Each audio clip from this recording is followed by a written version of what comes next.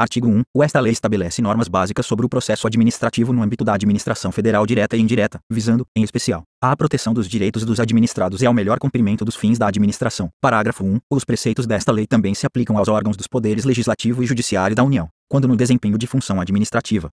Parágrafo 2. Para os fins desta lei, consideram-se, inciso 1, órgão a unidade de atuação integrante da estrutura da administração direta e da estrutura da administração indireta. 2. Entidade a unidade de atuação dotada de personalidade jurídica. Inciso 3. Autoridade o servidor ou agente público dotado de poder de decisão. Artigo 2. A administração pública obedecerá, dentre outros, aos princípios da legalidade, finalidade, motivação, razoabilidade, proporcionalidade, moralidade, ampla defesa, contraditório, segurança jurídica, interesse público e eficiência. Parágrafo único. Nos processos administrativos serão observados, entre outros, os critérios de, inciso 1, atuação conforme a lei e o direito.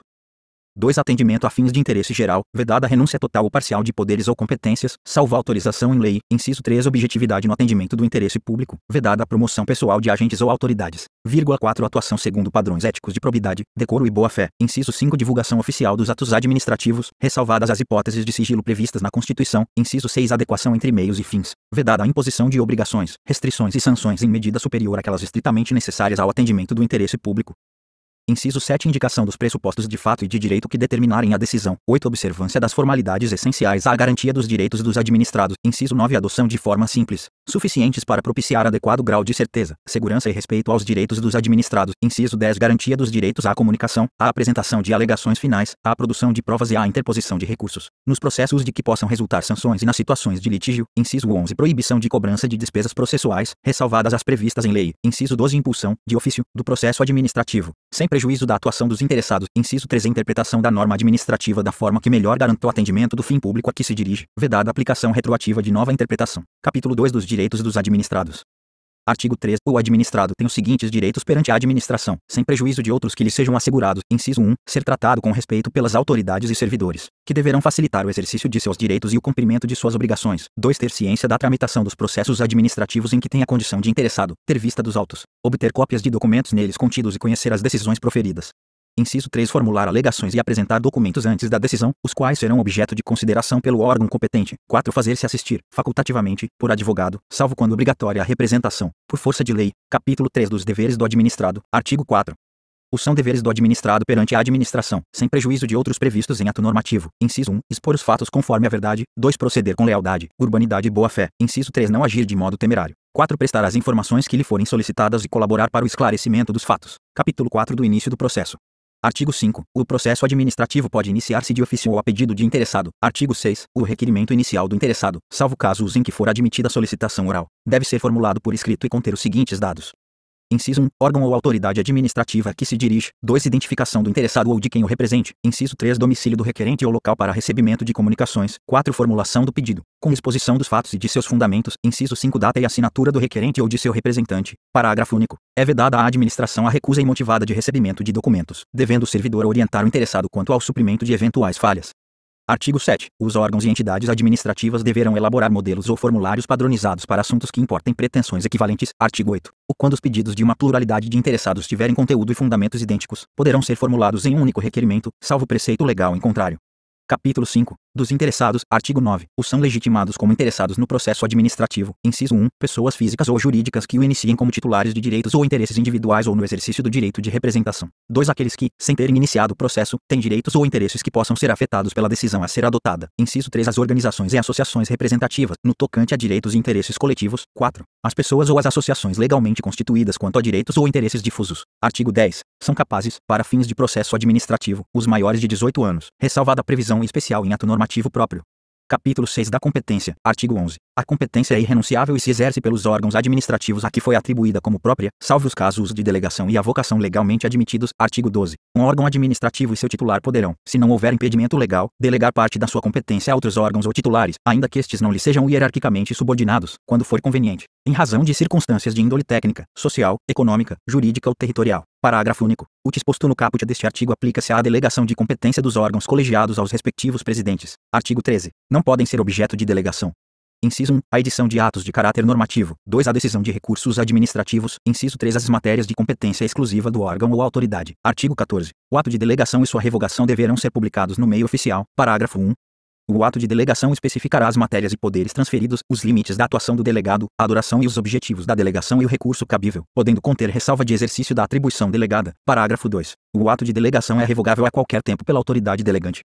Parágrafo 3. As decisões adotadas por delegação devem mencionar explicitamente esta qualidade e considerar-se-ão editadas pelo delegado. Artigo 15. Será permitida, em caráter excepcional e por motivos relevantes devidamente justificados, a avocação temporária de competência atribuída a órgão hierarquicamente inferior. Artigo 16. Os órgãos e entidades administrativas divulgaram publicamente os locais das respectivas sedes e, quando conveniente, a unidade fundacional competente em matéria de interesse especial. Artigo 17. Inexistindo competência legal específica, o processo administrativo deverá ser iniciado perante a autoridade de menor grau hierárquico para decidir. Capítulo 7 dos impedimentos e da suspeição. Artigo 18. É impedido de atuar em processo administrativo o servidor ou autoridade que, inciso 1, tenha interesse direto ou indireto na matéria. 2. Tenha participado ou venha participar como perito, testemunha ou representante, ou se tais situações ocorrem quanto ao cônjuge, companheiro ou parente e afins até o terceiro grau. Inciso 3. Esteja litigando judicial ou administrativamente com um interessado ou respectivo cônjuge ou companheiro. Artigo 19. A autoridade ou servidor que incorrer em impedimento deve comunicar o fato à autoridade competente, abstendo-se de atuar. Parágrafo único. A omissão do dever de comunicar o impedimento constitui falta grave, para efeitos disciplinares. Artigo 20. Pode ser arguida a suspeição de autoridade ou servidor que tenha amizade íntima ou inimizade notória com algum dos interessados ou com os respectivos cônjuges, companheiros, parentes e afins até o terceiro grau. Artigo 21. O indeferimento de alegação de suspeição poderá ser objeto de recurso, sem efeito suspensivo. Capítulo 8 da forma, tempo e lugar dos atos do processo. Artigo 22. Os atos do processo administrativo não dependem de forma determinada senão quando a lei expressamente a exigir. Parágrafo 1. Os atos do processo devem ser produzidos por escrito, em vernáculo, com a data e o local de sua realização e a assinatura da autoridade responsável. Parágrafo 2. O salvo imposição legal. O reconhecimento de firma somente será exigido quando houver dúvida de autenticidade. Parágrafo 3. A autenticação de documentos exigidos em cópia poderá ser feita pelo órgão administrativo. Parágrafo 4. O processo deverá ter suas páginas numeradas sequencialmente e rubricadas.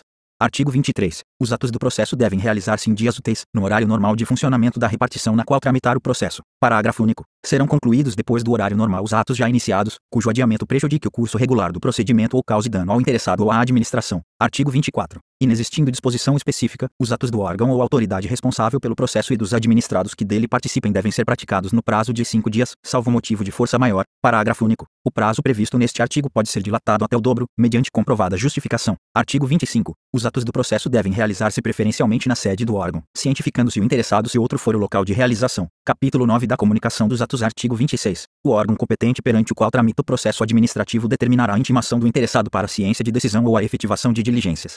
Parágrafo 1. A intimação deverá conter, inciso 1, identificação do intimado e nome do órgão ou entidade administrativa. 2. Finalidade da intimação.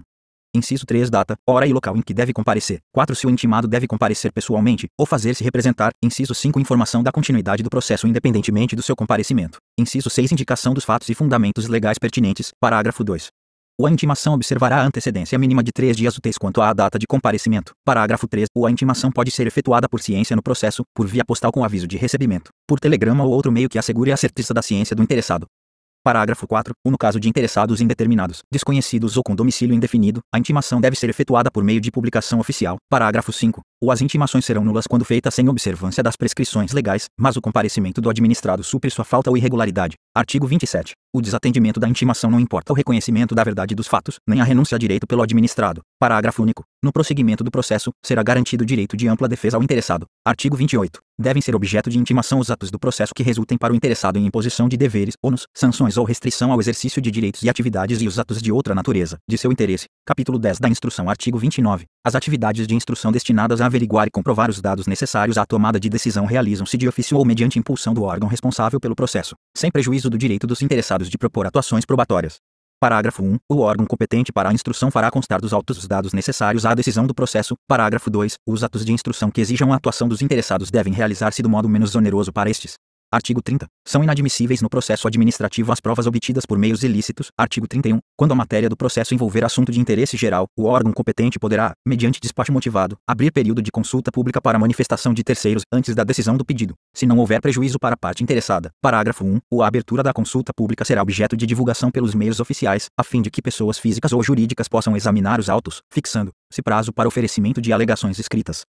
Parágrafo 2. O comparecimento à consulta pública não confere, por si, a condição de interessado do processo, mas confere o direito de obter da administração resposta fundamentada, que poderá ser comum a todas as alegações substancialmente iguais. Artigo 32. Antes da tomada de decisão, a juízo da autoridade, diante da relevância da questão, poderá ser realizada audiência pública para debate sobre a matéria do processo. Artigo 33. Os órgãos e entidades administrativas, em matéria relevante, poderão estabelecer outros meios de participação de administrados, diretamente ou por meio de organizações e associações legalmente reconhecidas. Artigo 34. Os resultados da consulta e audiência pública e de outros meios de participação de administrados deverão ser apresentados com a indicação do procedimento adotado. Artigo 35. Quando necessária a instrução do processo, a audiência de outros órgãos ou entidades administrativas poderá ser realizada em reunião conjunta, com a participação de titulares ou representantes dos órgãos competentes, lavrando-se a respectiva ata, a ser juntada aos autos. Artigo 36. Cabe ao interessado a prova dos fatos que tenha alegado, sem prejuízo do dever atribuído ao órgão competente para a instrução e do disposto no artigo 37 desta lei. Artigo 37. Quando o interessado declarar que fatos e dados estão registrados em documentos existentes na própria administração responsável pelo processo ou em outro órgão administrativo, o órgão competente para a instrução proverá, de ofício, a obtenção dos documentos ou das respectivas cópias. Artigo 38. O interessado poderá, na fase instrutória e antes da tomada da decisão, juntar documentos e pareceres, requerer diligências e perícias, bem como aduzir alegações referentes à matéria objeto do processo. Parágrafo 1. Os elementos probatórios deverão ser considerados na motivação do relatório e da decisão. Parágrafo 2. Os somente poderão ser recusadas, mediante decisão fundamentada, as provas propostas pelos interessados quando sejam ilícitas, impertinentes, desnecessárias ou protelatórias.